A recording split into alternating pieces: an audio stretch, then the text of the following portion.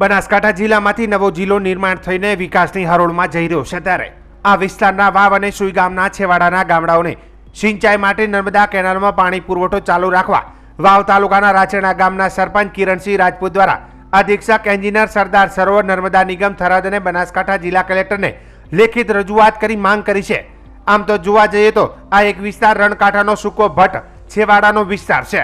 આ વિસ્તારમાં ઉનાળા દરમિયાન પાક માટે તો ઠીક છે, પરંતુ છેવાડાના વિસ્તારોને પીવાના પાણીની મોટી સમસ્યા સર્જાતી હોય છે। એમાંય ખાસ કરીને નર્મદા કેનાલો આવતા ખેડૂત વર્ગ ધરાવતા તમામ લોકો મોટાભાગે ખેતરોમાં રહેઠાણ મકાનો બનાવીને રહેવા લાગ્યા છે। ત્યારે આ વિસ્તારના લોકોને ઉનાળા દરમિયાન જો પાણી પુરવઠો ના મળે તો પશુપાલન માટે ઘાસચારો આટલા મોટા પ્રમાણમાં ક્યાંથી લાવો,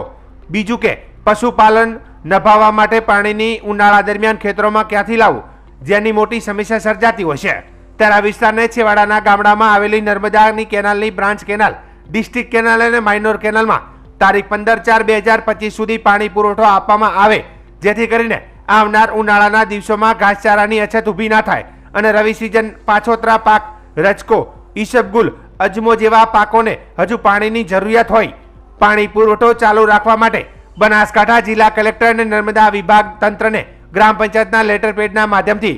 12/3/2025 રોજ લેખિત રજૂઆત કરવામાં આવી હતી। નમસ્કાર મિત્રો, જે સમાચાર પત્રોની અંદર કેનાલ જે 15/3 બંધ થવાના સમાચાર સાંભળી વાવ અને સોઈ ગામના તમામ ખેડૂતો ચિંતાતુર બન્યા છે, જેને અનુસંધાને અત્યારે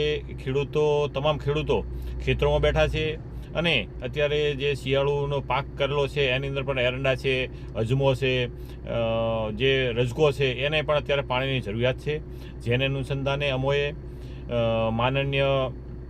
અધિક્ષક એન્જિનિયર નર્મદા નિગમ અને માનનીય કલેક્ટર સાહેબશ્રીને લેખિતમાં રજૂઆત કરી છે અને આ મીડિયાના માધ્યમથી પણ સરકારશ્રી સુધી પણ વાત પહોંચાડવા માગું છું કે જે આ કેનાલોની અંદર વાવ અને સોઈ ગામની તમામ બ્રાન્ચ, માઇનોર અને ડિસ્ટ્રિક્ટ કેનાલોની અંદર 15/4/2025 સુધી પાણી ચાલુ રાખવામાં આવે, જેવી અમારી તમામ ખેડૂતો વતી નમ્ર અરજ છે।